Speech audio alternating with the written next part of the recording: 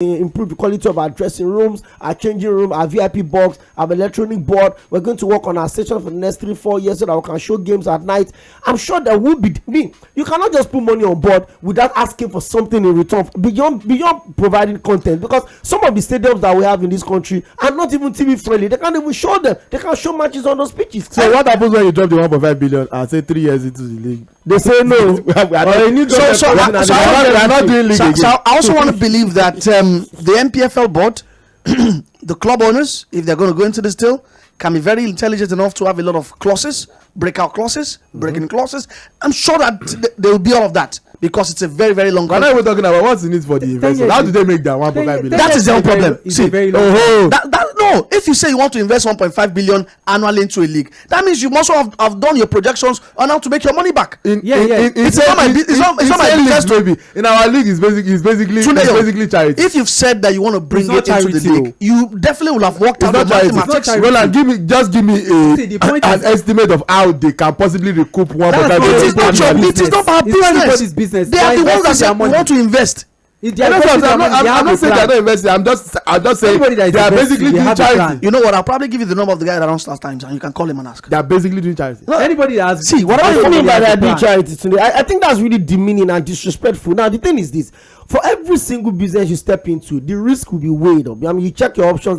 We know that management of football is not profitable in this country. Okay, then let me switch sides. But how can you make money back from the league? Now that's what I'm going to.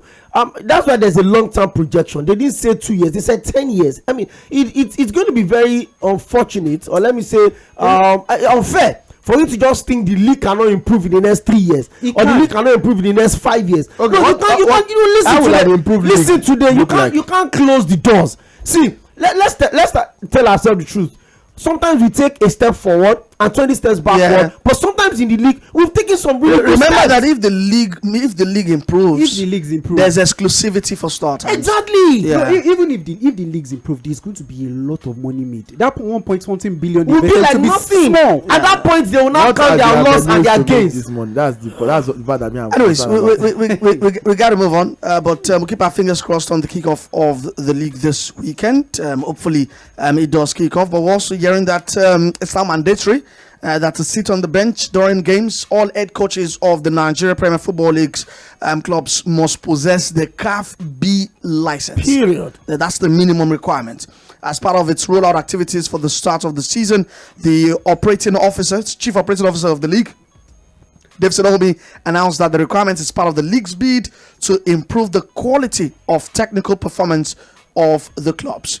All right. We'll also note that. So is there a fine for not having a license? You probably don't sit on the bench.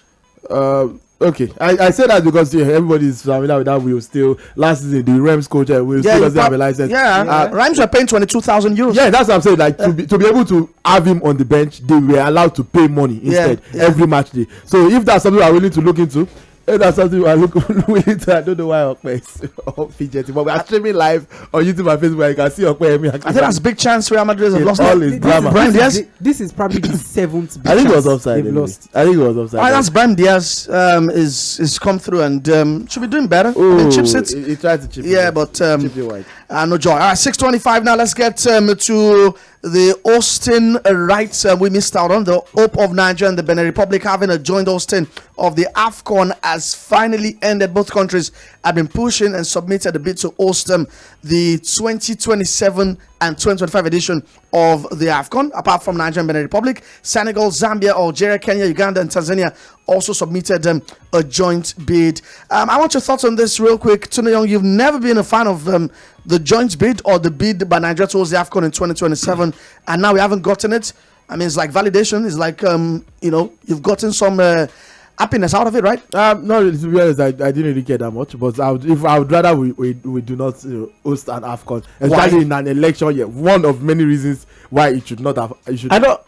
Okay, continue. That is one of the same 2027. One of many reasons I probably did not support it. Also, I just don't think we're there yet. It will just lead to us, overcooking